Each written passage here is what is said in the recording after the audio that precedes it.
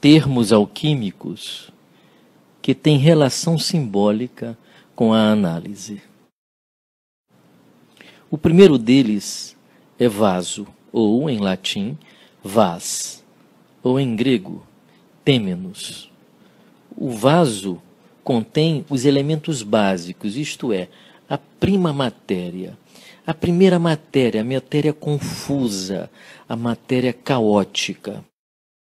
Os alquimistas esperavam que essa matéria, ao interagir com outra matéria ali depositada, geralmente o seu oposto, pudesse produzir uma terceira substância. Essa substância aguardada era o ouro.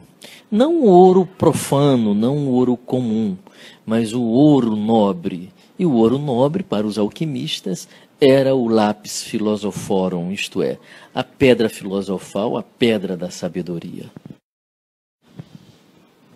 Para Jung, o vaso era o próprio analista, era o próprio terapeuta. Ele recebia as diversas substâncias empurradas pela projeção para dentro dele. E como um vaso benigno, ele recebia essas projeções, as transformava dentro dele, com as próprias substâncias dele também. E isso produzia um terceiro termo. Esse processo misterioso da união gerando um terceiro era o próprio mistério da análise, onde se procura, através de uma síntese, encontrar um caminho que seja o resultado da conjunção de muitos opostos que são vivenciados no setting terapêutico. Portanto, o vaso simboliza a contenção dessas substâncias projetivas dentro do próprio analista. Elementos como compreensão, interpretação, suporte, capacidade de empatia podem ser entendidos simbolicamente como vaso alquímico. A conjunctions, ou a combinação entre os elementos opostos, acontece, como a gente já viu no nosso vídeo anterior, dentro do vas, no têmenos, isto é, no vaso alquímico, lugar onde ocorrem as transformações. Vimos igualmente que a transformação desejada pelo alquimista era encontrar o ouro, mas vimos que este ouro não é o ouro profano, não é o ouro que pode ser perdido, porque ladrões podem arrombar a porta e roubá-los, mas é um ouro puro, nobre, um ouro verdadeiro, é aquele patrimônio de sabedoria que não pode ladrão algum se apoderar, nem traça alguma pode corroer, pois constitui um patrimônio de sabedoria que o indivíduo conquistou a partir dos seus esforços de buscar este conhecimento e de ter tido a sorte, ou a graça, como diziam os alquimistas, de ser encontrado por essa sabedoria.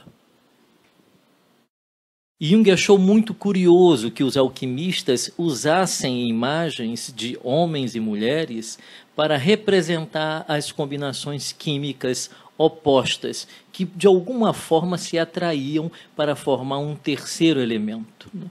Ao ver essas imagens, homem e mulher se unidos sexualmente, ele teve a certeza de que a alquimia não se tratava só de estudos de elementos químicos, sendo ela hoje a precursora da própria química, mas ali havia um processo de projeção inconsciente, um processo de desenvolvimento inconsciente projetado sobre matéria e que os alquimistas procuravam desvendar. A conjunctions, ou a união dos opostos, visto a partir da perspectiva da análise, simboliza a interação do analista com seu oposto analítico, o paciente. Ali, de fato, há uma relação, onde os dois são chamados a uma união. União essa que provoca, como bem sabemos, turbulências, né? Os conceitos de transferência e contratransferência falam exatamente da turbulência dessas afinidades que se buscam umas às outras, mas não obstante produzem esse tumulto natural resultante da busca dessa conjunctionis, da busca dessa união.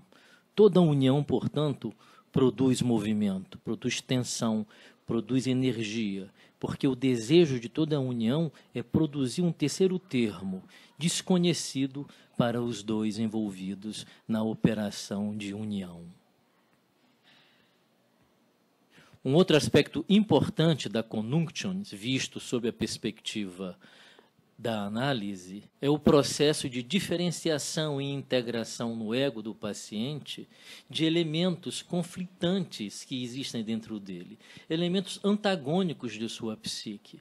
A conjunção desses opostos significa uma conquista de consciência importante para o indivíduo, que ao invés de se tornar refém de suas pulsões inconscientes ou desses elementos químicos inconscientes, agora ele os conhece, e ao conhecê-los, ele pode integrar essas partes que estavam dispersas dentro dele próprio, ampliando a consciência. Portanto, Jung nos mostra que a própria consciência resulta da integração de conteúdos do inconsciente.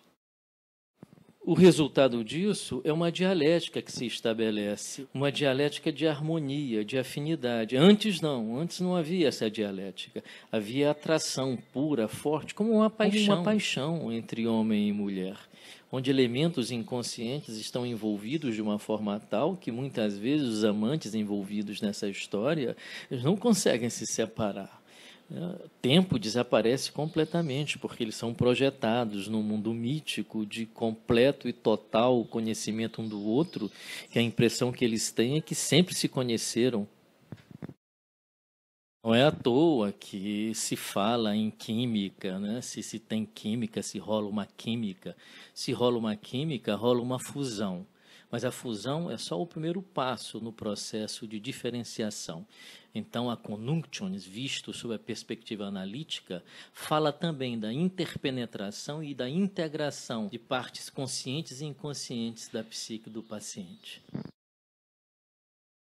Conjunctionis, portanto, é união, é integração. O resultado disso, como nos ensinou os alquimistas, é a sabedoria ou lapis philosophorum, a pedra filosofal, a pedra da sabedoria.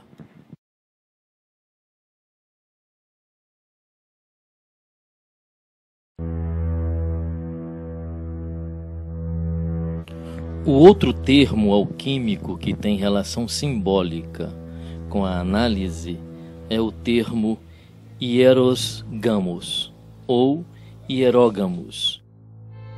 Essa palavra é grega, significa casamento sagrado. O hierogamos, em alquimia, significa o casamento entre duas substâncias. É muito interessante perceber como os alquimistas experimentavam as combinações químicas como jogos de paixão, jogos eróticos. Os elementos então se atraíam como se tivessem apaixonados uns pelos outros. Esse é o motivo pelo qual a união entre dois elementos químicos é chamado de hierogamos ou hierógamos ou hierosgamos, isto é, um casamento sagrado, uma união de sagrado entre macho e fêmea. Então, para os alquimistas, o casamento sagrado era, antes de tudo, um casamento químico, onde elementos opostos, que, como dissemos há pouco, eram designados por macho e fêmea, se unem para produzir um terceiro elemento. Esse terceiro elemento eu tenho chamado a atenção nos nossos 2 vídeos anteriores. Esse terceiro elemento é o arcanum, isto é um elemento misterioso, um elemento imaculado, puro, um elemento que não conhece tropeço, que não conhece quebra, que não conhece, numa linguagem mais teológica, pecado.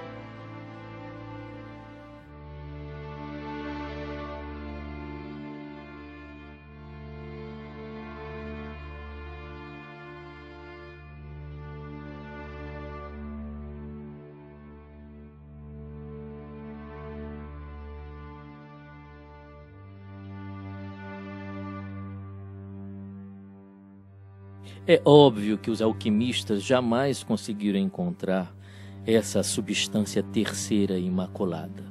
E isso fez com que Jung percebesse claramente que se tratava de uma projeção do inconsciente, de um verdadeiro processo de individuação que os alquimistas estavam promovendo sem perceber na própria vida deles. É que eles projetavam na matéria a matéria do inconsciente, a matéria com que é constituída o inconsciente. Esse arcano só poderia ser encontrado através de uma introspecção, através de uma vivência interior que o alquimista fazia em relação aos seus opostos dentro da alma dele. Essa substância alcançada era chamada, como dissemos, de arcano. O significado psicológico, portanto, do casamento sagrado serve para ilustrar a transformação da prima matéria, da matéria caótica, de nossa escuridão interior, em consciência, em iluminação, em integração desses elementos dispersos no inconsciente. O casamento sagrado, portanto, é um padrão de integração. Na análise, o que é esperado é que haja esse potencial de integração. Espera-se que essa transformação possa acontecer no mundo interno do paciente, que ele possa se relacionar com seus conflitos e suas divisões neuróticas possam ser reparadas através do processo de integração. Dito de outra forma, suas dissociações serão elaboradas à luz da consciência, e sua capacidade de dialogar com seus opostos constitui então o processo de integração e de conhecimento de si mesmo.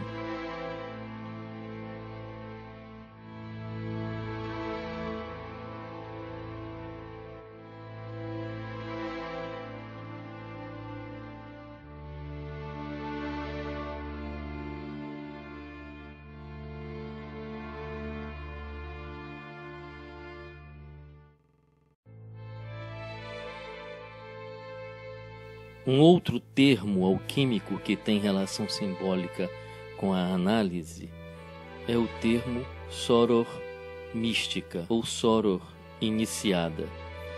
Tem-se a impressão que o iniciado alquímico efetua o trabalho dele sempre no contexto de um relacionamento com um parceiro do sexo oposto. Seja esse parceiro uma figura interna, mas eventualmente pode ser também uma figura externa. A soromística não é exatamente uma musa inspiradora.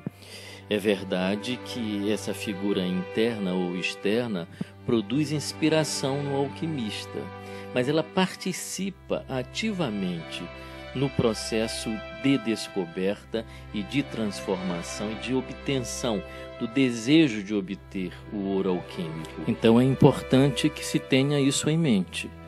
A soror mística, ela não é só uma inspiração, ela participa ativamente do processo, ela dialoga com o alquimista, ela propõe, ela modifica, ela inclui, ela questiona. Portanto, ela interage diretamente com o alquimista e ele com ela.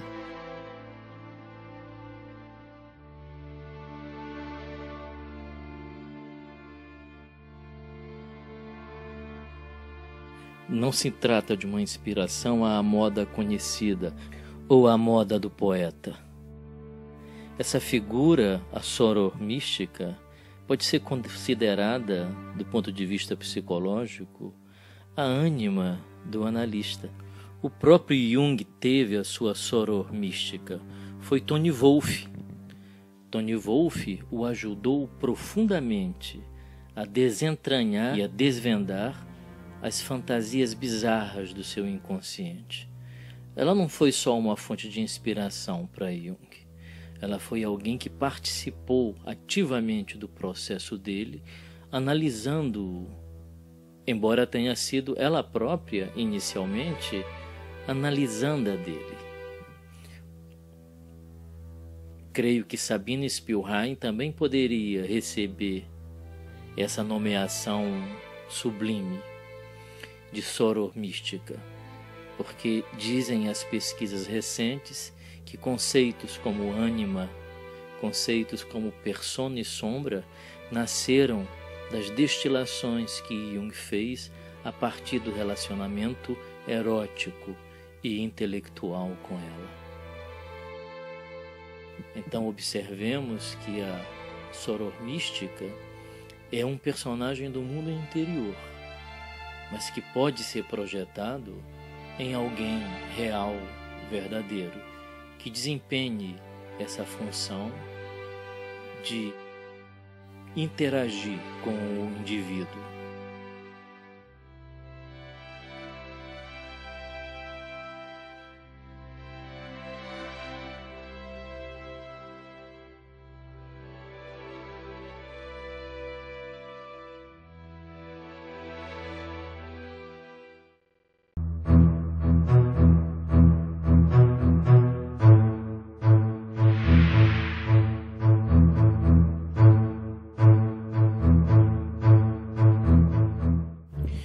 Nigredo implica um escurecimento da matéria caótica, da prima matéria contida no vaso. Do ponto de vista do alquimista, esse termo representa mais um estágio na transformação procurada pelo alquimista. Do ponto de vista da análise, Nigredo pode significar um sonho, pode ser representado por um sonho importante, que assinala uma mudança, que assinala uma transformação. Mas pode também representar a iminência de um processo depressivo que antecede a transformação.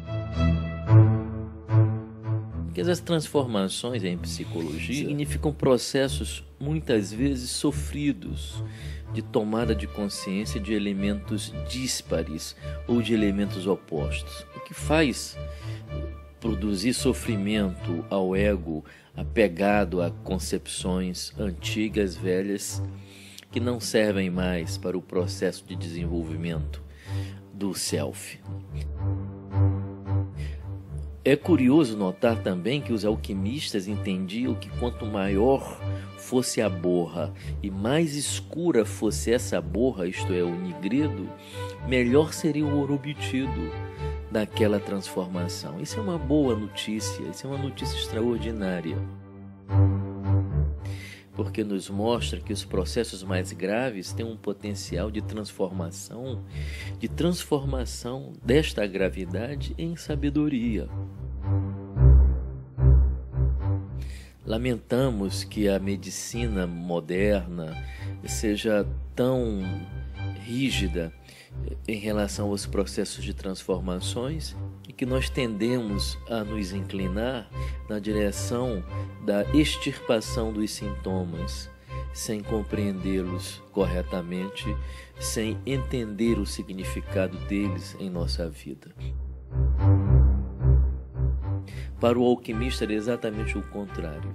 A boa obra, a obra da transformação, o ouro alquímico e a pedra filosofal seriam mais puras, impecáveis, e o indicador dessa transformação em pureza era exatamente a borra, o nigredo escuro, denso. Portanto, a consistência e a densidade desta borra alquímica era o indicador para a opus alquímica de que o ouro obtido, isto é, o processo de transformação de caos em cosmos, o processo de transformação do inconsciente em consciente,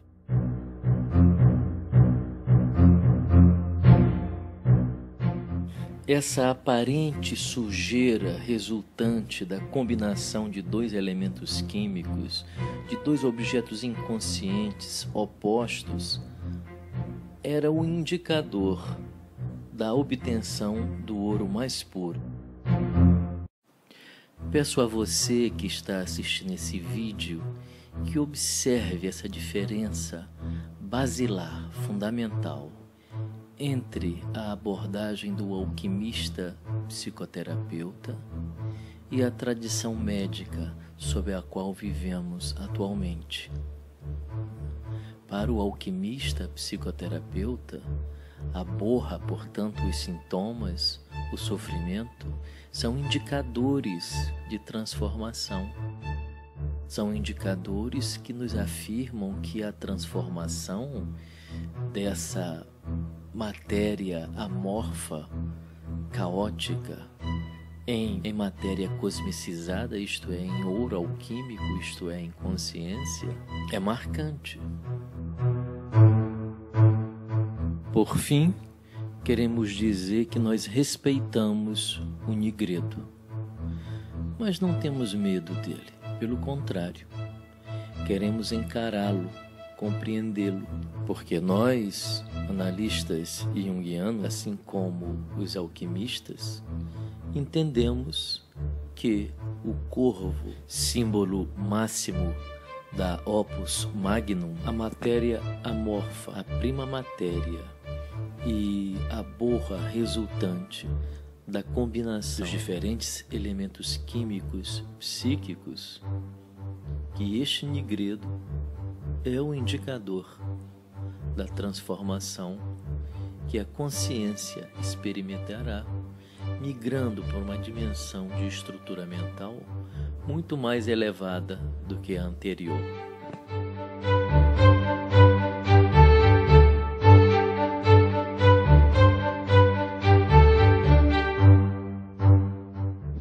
Portanto, todas as crises que se abatem sobre a vida humana têm esse potencial de transformação.